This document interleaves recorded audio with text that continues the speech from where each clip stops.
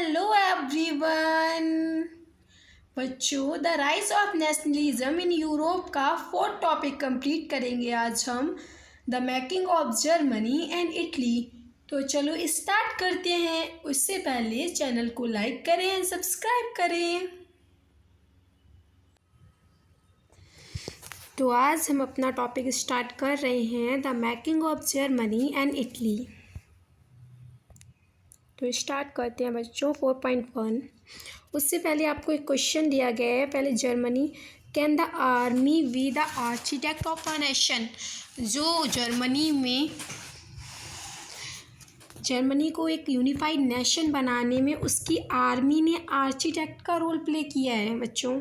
इसमें पहले आपसे क्वेश्चन पूछा गया है, तो इसका आंसर तो जब हम ये क्वेश्चन रीड करेंगे हमें तभी मिलेगा। तो हम स्टार्ट कर रहे हैं, ठीक है। स्टार्ट कर रहे हैं हम। After 1848 nationalism in Europe moved away from its association with democracy and revolution. हम 1848 के रेवोल्यूशन देख चुके हैं, जो एक एजुकेटेड मिडिल क्लास ने किया था, एक पुअर्स ने रिवॉल्ट किया था। अब हम उसके बाद देख रहे हैं कि 1848 के बाद हम पढ़ चुके हैं कि जो मोनार्क्स थे उन्हें भी रियलाइज़ हो गया था कि cycle of repression and revolution का एंड ऐसे नहीं होगा जब तक हम उनकी डिमांड्स को नहीं मान लेंगे, है ना।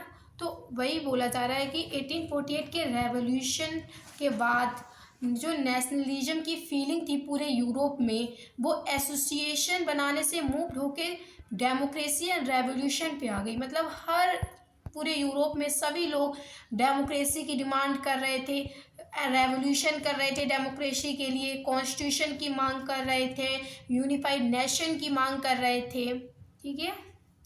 Nationalist sentiment were often mobilized by conservative for promoting state power and achieving political dominance over Europe। जो नेशनलिस्ट की सेंटिमेंट थी, मतलब जो देशभक्ति की भावना थी, अब वो किसके थ्रू मोबिलाइज्ड हो रही थी, कौन उसका प्रचार कर रहा था? कंजर्वेटिव्स। वही कंजर्वेटिव्स तो पहले एक कॉन्स्टिट्यूशन, एक डेमोक्रेसी, नेशनल सेंटिमेंट्स के अगेंस्ट में थे। क्यों अगेंस्ट में थे? क्योंकि अगर एक कॉन्स्टिट्यूशन होगा, एक डेमोक्रेसी होगी, तो मोनार्च की पावर अनलिमिटेड से लिमिटेड हो जाएगी। लेकिन आफ्टर 1848 वही कंजर्वेटिव नेशनल सेंटिमेंट को मोबिलाइज करने में हेल्प कर रहे हैं। क्यों कर रहे हैं? उनके रीजंस हमें आगे दिए गए हैं।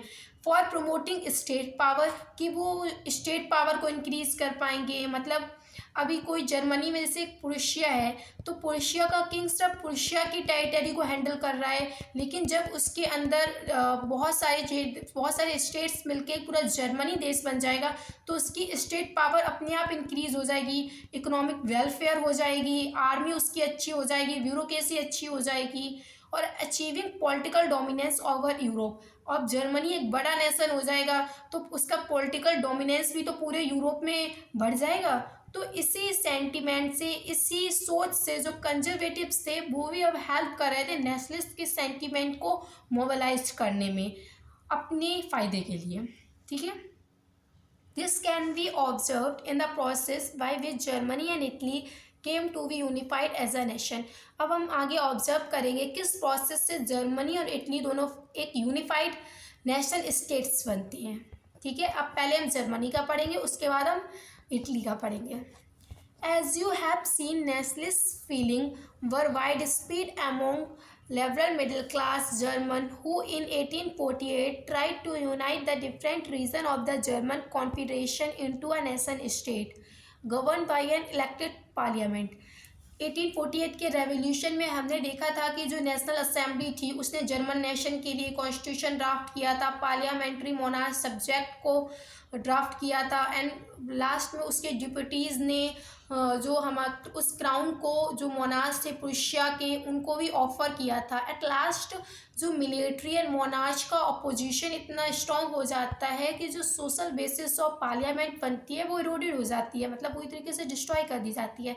लेकिन जो एजुकेटेड मिडिल क्लास नहीं था उसने बहुत ट्राई किया था कि जो जर्मन के छोटी छोटी स्टेट्स हैं उन सबको मिला के जर्मन बड़ा रीजन बनाया जाए और उसे गवर्न कौन करे, govern by an elected parliament, एक इलेक्टेड पार्लियामेंट हो, चुने हुए लोग हों जनता के द्वारा, वो पूरे जर्मन नेशन को हैंडल करें। ठीक है।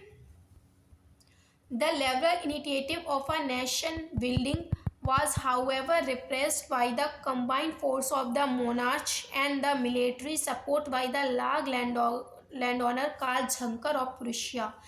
हमने अभी आपको बताया, लेकिन मैं दोबारा रिपीट कर दे रही हूँ कि जब जो एजुकेटेड मिडिल क्लास लिबरल जो नेशनल असेंबली बनाते हैं, नेशनल जर्मन को एक स्ट्रॉन्ग नेशन बिल्डअप करने के लिए,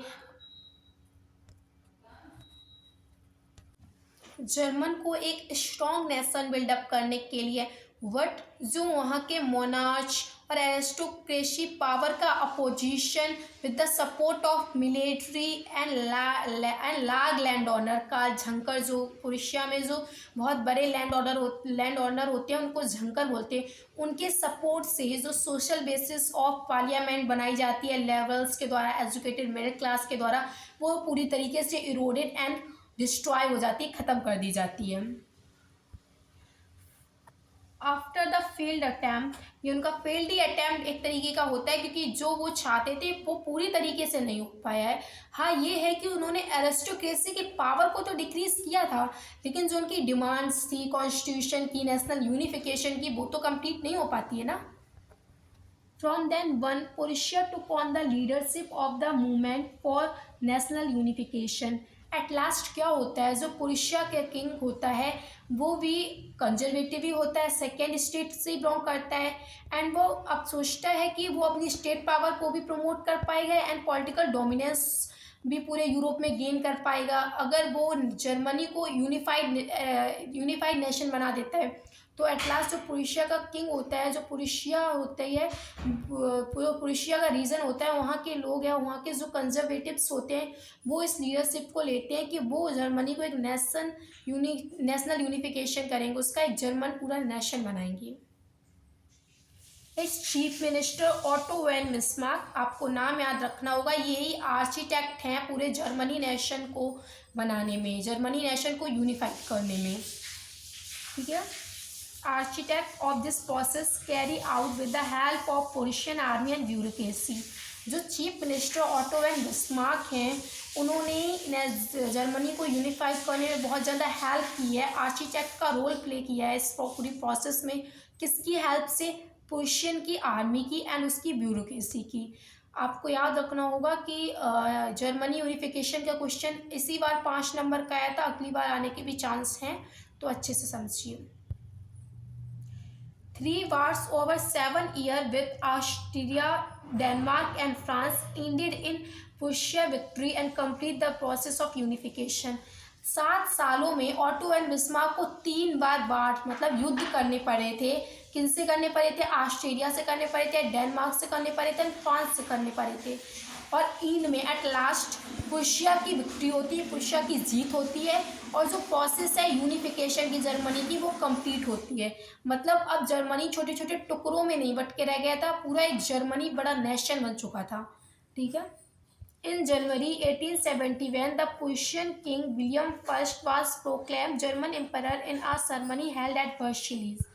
जनवरी 1807 में जो प्रुशियन के किंग थे विलियम फर्स्ट, उन्हें जर्मन का एम्परर घोषित कर दिया गया था, और ये सेरेमनी कहाँ पे हेल्ड हुई थी? वर्सलीज पे हेल्ड हुई थी। तो आपके किंग का नाम याद रखना होगा, डेट याद रखनी होगी, एंड ये सेरेमनी कहाँ हेल्ड हुई थी? वो वर्सलीज में, वो याद रखना होगा। ठीक है। On the bitterly cold morning of 18 January 1871, an assembly comprising the princes of the German state, representative of the army, important Prussian minister include the chief minister Otto von Bismarck।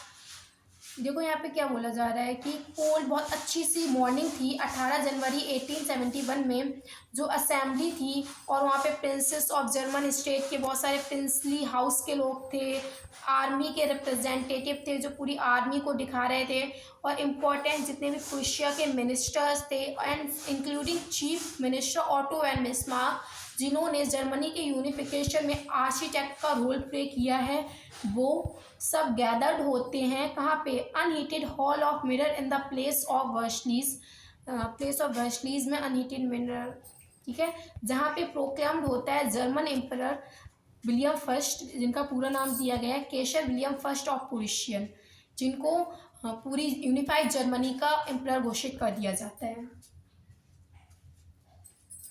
अब जर्मनी एक unified nation बन गया है, तो अब वहाँ पे क्या क्या चेंज होते हैं हम वो पढ़ने जा रहे हैं। Making of Germany.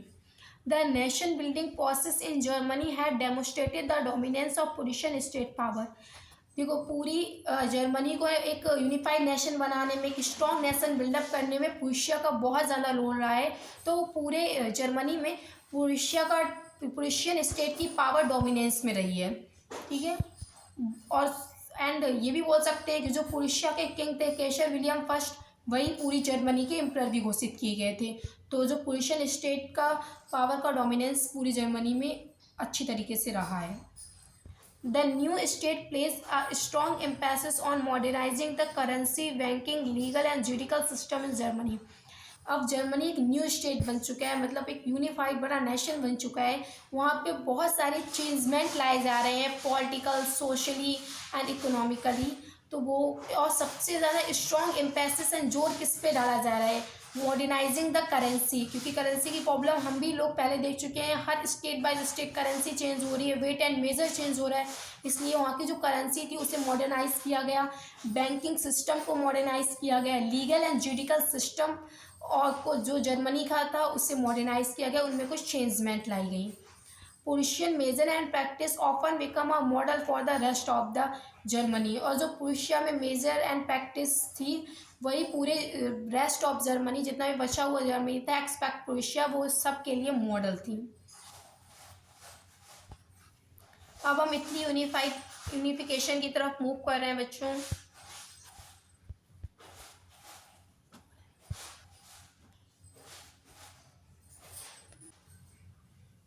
ठीक है, like Germany, Italy too had a long history of political fragmentation.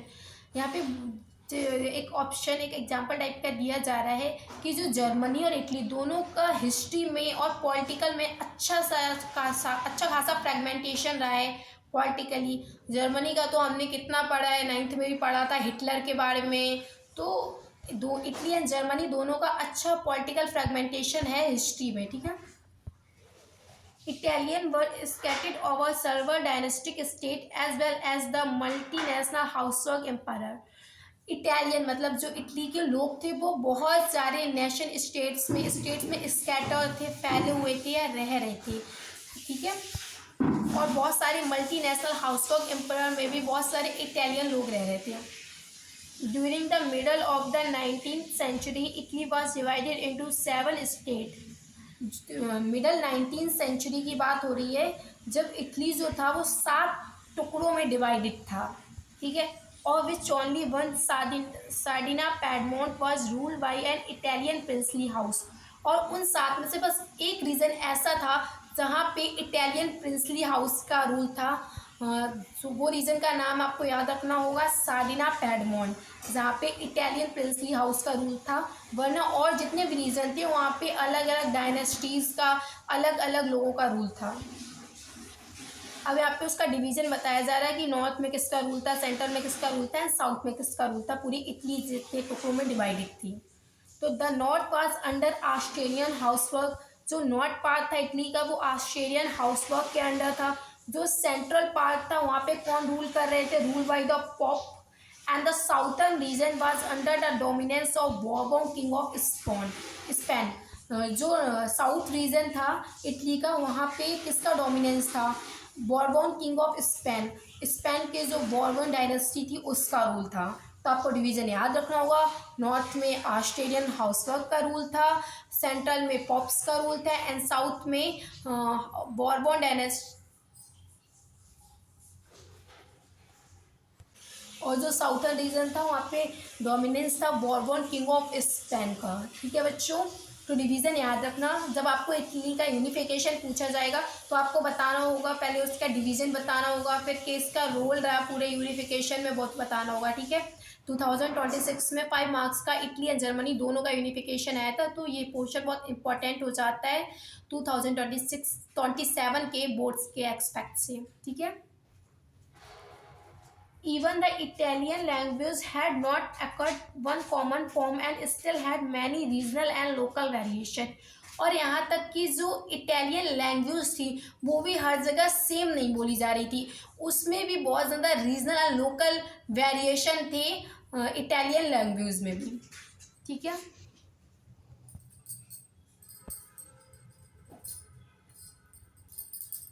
During the 1813, Giuseppe Mazzini had sought to put together a coherent program for a unitary Italian Republic. जो during 1813 में हम भी देख चुके हैं, जो गिउसेपी मज्जानी थे उन्होंने यंग यूरोप बनाया था, एक यंग इटली बनाया था, और वो इटली के थे तो वो इटली का यूनिफिकेशन के लिए बहुत ज़्यादा एम्फेसिस डाल रहे थे, जोर डाल रहे थे इटालियन की रिपब्लिक के लिए।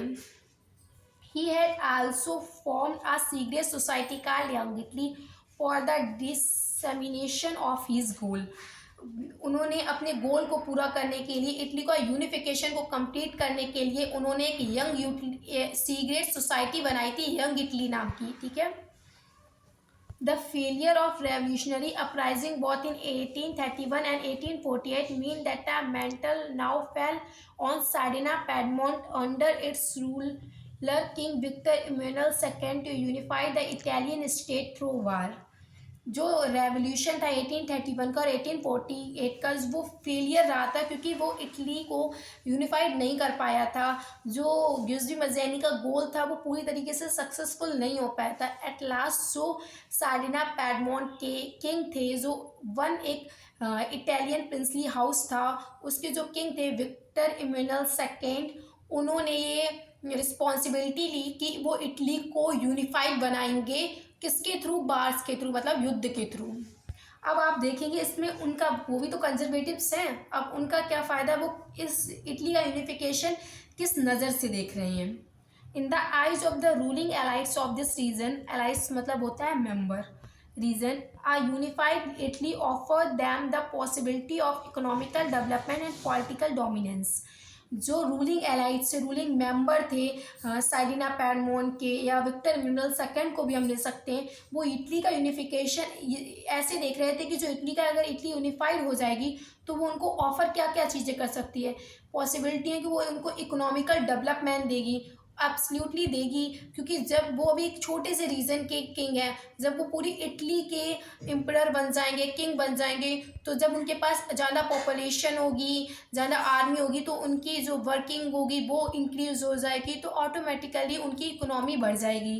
एंड पॉलिटिकल डोमिनेंस भी सेम वही बात, जैसे जर्मनी में जो कंजर्वेटिव सोच रहे थे वैसे इटली में भी सोच रहे थे कि उनका पॉलिटिकल डोमिनेंस इंक्रीज हो जाएगा पूरे यूरोप में।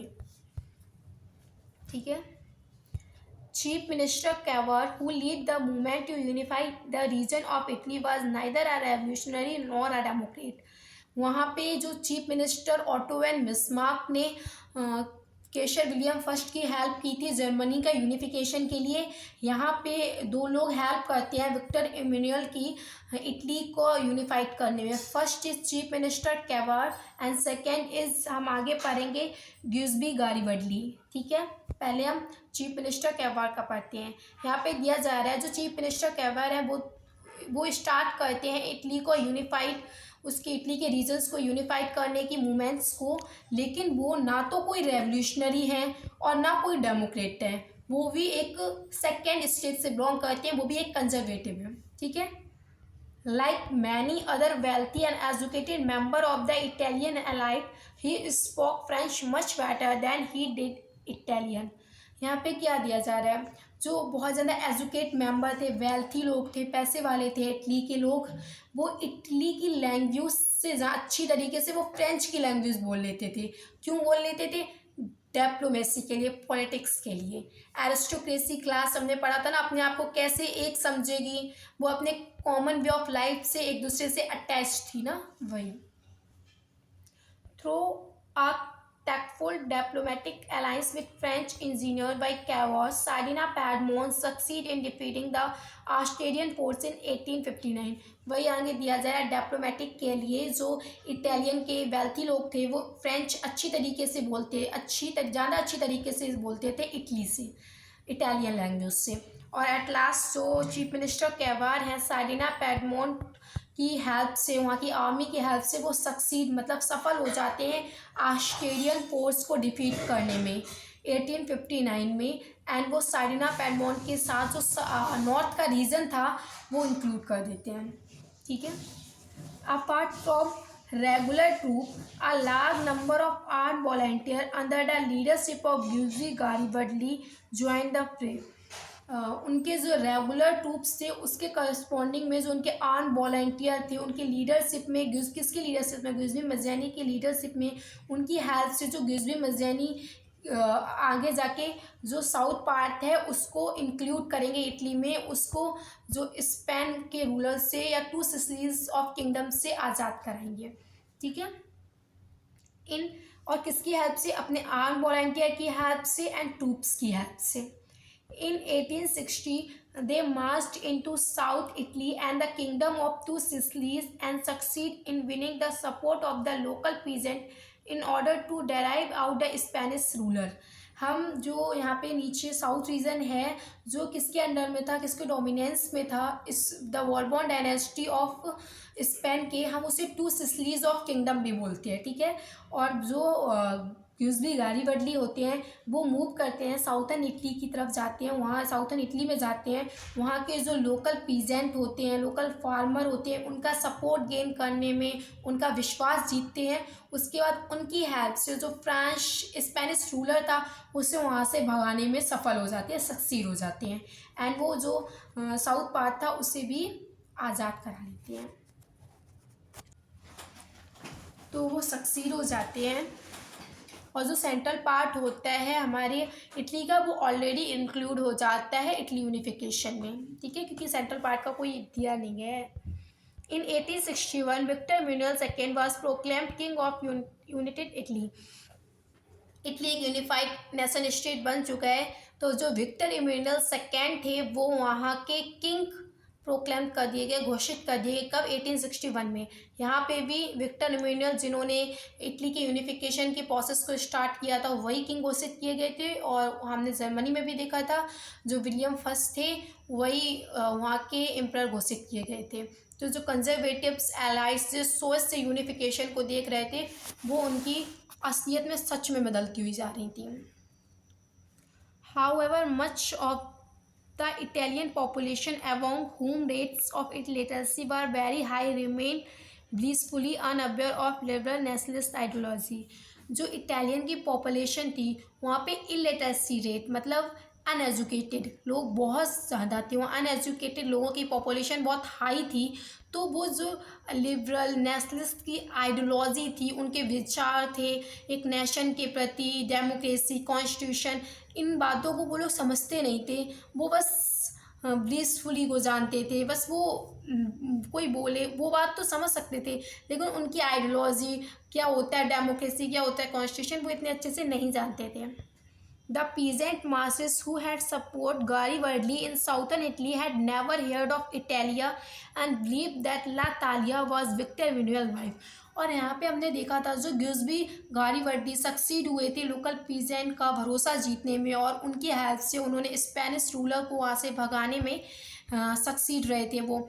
तो जो वहाँ के लोकल पीजेंट थे उसमें से ज़्यादातर लोगों ने गारिबल्डी का सपोर्ट इसलिए किया था क्योंकि वो लोग ये नहीं सुन रहे थे इटालिया या इटली एक देश बन जाएगा, इटली बहुत बड़ा देश बन जाएगा, यूनिफाइड हो जाएंगे हम लोग। नहीं, वो पता है किस में बिलीव कर रहे थे? ला तालिया, विक्टर इमैनुअल वाइफ। इसके पीछे एक स्टोरी है कि जो वहाँ के पीजेंट थे वो ऐसा समझते थे कि जो स्पेनिश रूलर है उसने विक्टर इमैनुअल की वाइफ को पकड़ लिया है, हमें उन्हें आज़ाद कराना है, ऐसा वो लोग समझते थे और इसीलिए वो गिउज़बी गारिबल्डी की हेल्प करते हैं। आप देख सकते हैं यहाँ पे आपको एक मैप दिया गया है जिसमें आपको नीचे लिखा हुआ है इटालियन स्टेट बिफोर यूनिफिकेशन 1858। जो जब इटली एक यूनिफाइड नेशन नहीं बना था तो वो इतने सारे टुकड़ों में डिवाइडेड था।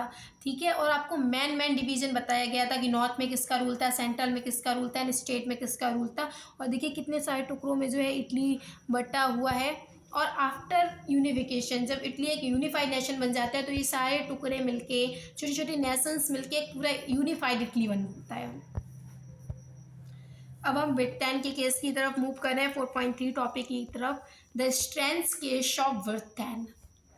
जो ब्रिटेन का केस है वो बहुत ज़्यादा डिफरेंट है, क्योंकि अब तक हमने जर्मनी का यूनिफिकेशन पढ़ा, फ्रेंच में पढ़ा, और क्या बोलते हैं इटली का पढ़ा, हर जगह रेवोल्यूशन हुए, वार हुए, पर ब्रिटेन में ना तो कोई रेवोल्यूशन हुआ ना कोई वार हुआ। थोड़े बहुत रेवोल्यूशन हुए भी तो वो बहुत कोई बड़े लेवल पे नहीं हुए जो वहाँ पे कोई बहुत बड़ा चेंजमेंट आता।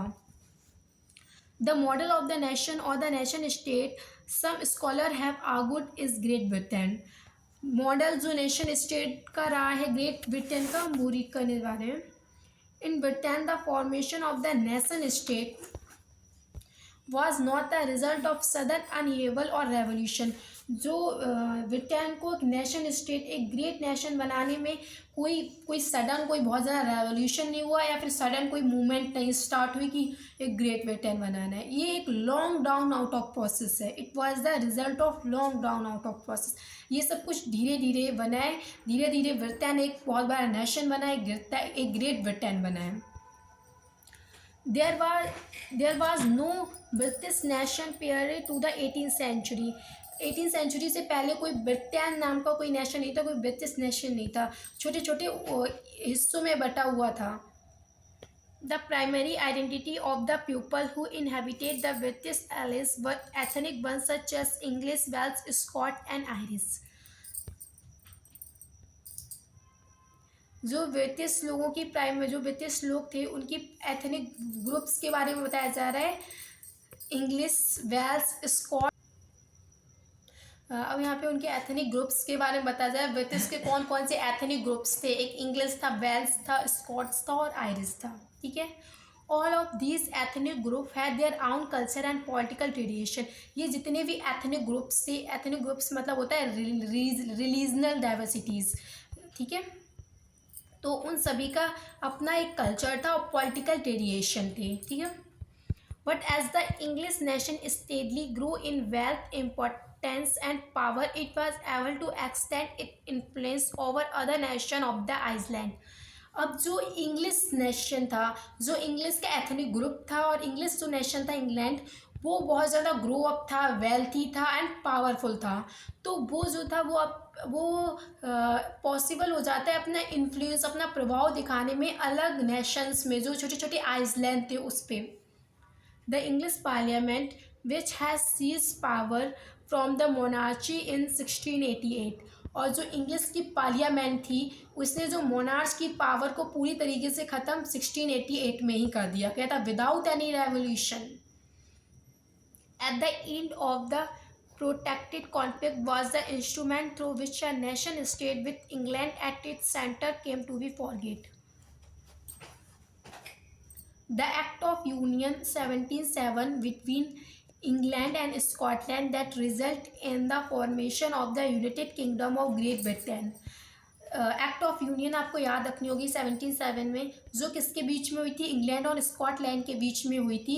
और किस लिए हुई थी, ये लोगों ने ये एक्ट इसलिए की थी कि ये लोग फॉर्मेशन करेंगे एक United kingdom of great Britain, एक बहुत बड़ा, बहुत सारे किंगडम्स को मिला के एक बहुत ग्रेट ब्रिटेन बनाएंगे। Mean in effect that England was able to impose it influence on Scotland. लेकिन इसका करस्पॉन्डिंग में क्या होता है, ये तो दोनों के इक्वली के लिए की गई थी ना, कि दोनों इक्वली अपना वेस्ट दे के ग्रेट ब्रिटेन बनाएंगे।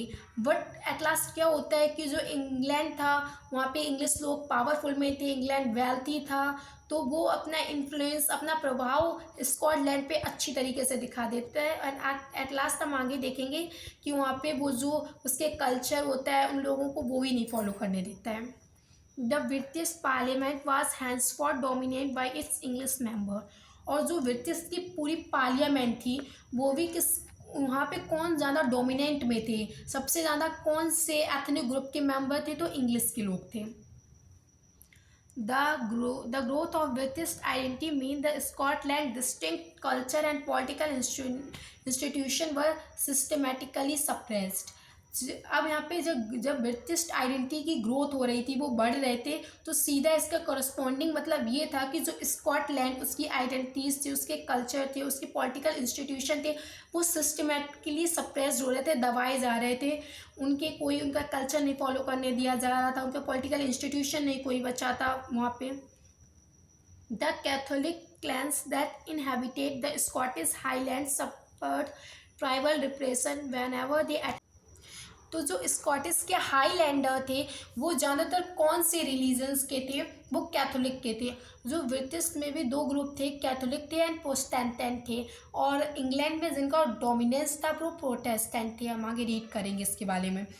तो जो स्कॉटिश के हाईलैंडर थे वो सफ़र कर रहे थे, वो सप्रेस किए जा रहे थे इंग्लिश लोगों के द्वारा। उनकी जो इंडिपेंडेंस थी वो पूरी तरीके से डिस्ट्रॉय की जा रही थी।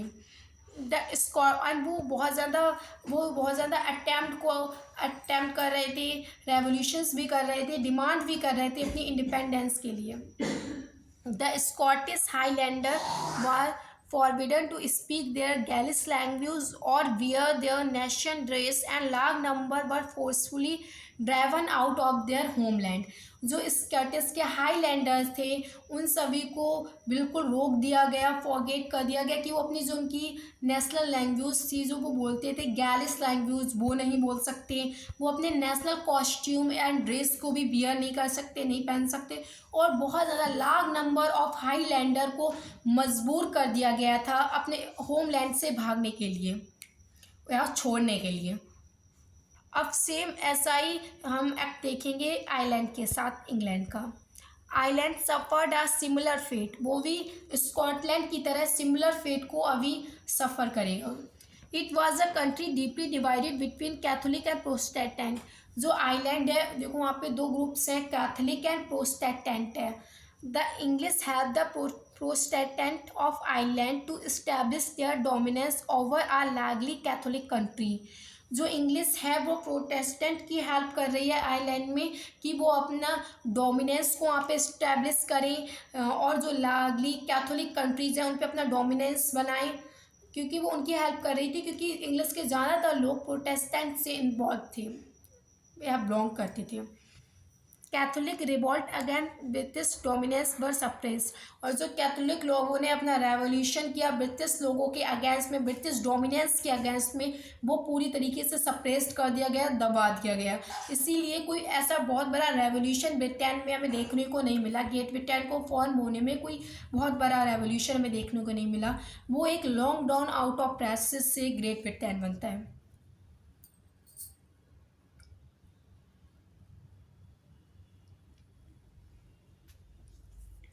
ठीक है बच्चों। After a failed revolt lead by Wolfe Tone and his united Irishmen 1798। अब जब ये फेल्ड रिवॉल्ट, ये रिवॉल्ट तो फेल हो जाता है, लेकिन इसको लीड कौन कर रहा था? वॉल्टोन, जो आइजमैन को यूनाइटेड करके ब्रिटिश डोमिनेंस के अगेंस्ट खड़ा कर रहे थे। बट उस पूरे रेवोल्यूशन को ब्रिटिश के डोमिनेंस ने पूरी तरीके से सप्रेस कर दिया। Ireland were forcefully incorporated into the United Kingdom in 1801 and at last क्या होता है 1801 में जो ब्रिटिश लोग या यूनाइटेड किंगडम होती है वो अपनी पावर से जो आइलैंड होता है उसे फोर्सफुली अपने अंदर इंक्लूड कर लेती है एंड ग्रेट ब्रिटेन की प्रोसेस को कंप्लीट करती है 1801 में। A new British nation was forged through the propagation of a dominant English culture।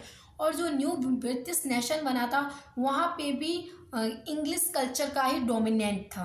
ठीक है, उसके बाद जब एक नया ग्रेट ब्रिटेन बन जाता है वहाँ पे कुछ सिंबल्स लाए जाते हैं, उनको रीड करने जा रहे हैं तो उनको अंडरलाइन करते हुए चलना।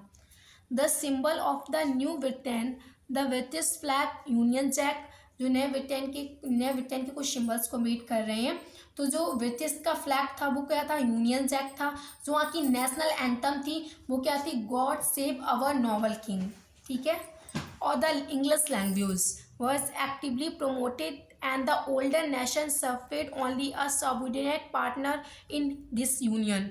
और इंग्लिश लैंग्वेज को ही वहाँ पे प्रमोट किया जा रहा था एक्टिवली कि लोग इंग्लिश लैंग्वेज ही बोले, और जो वहाँ से उनकी यूनियन से जो आइसलैंड उनके साथ अटैच्ड हुए थे उनकी लैंग्वेज को धीरे धीरे से डिस्ट्रॉय मतलब पूरी तरीके से ख़त्म किया जा रहा था एंड इंग्लिश लैंग्वेज को प्रमोट किया जा रहा था।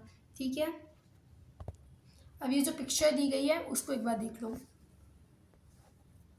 ये पिक्चर आगे की है, जब इटली का यूनिफिकेशन हो जाता है तो जो किंग है ये विक्टर इमैनुअल है, यहाँ पे जो ये गारी बडली है उनको हेड एंड क्राउन ऑफर कर रहे हैं पूरी यूनिफाइड इटली का।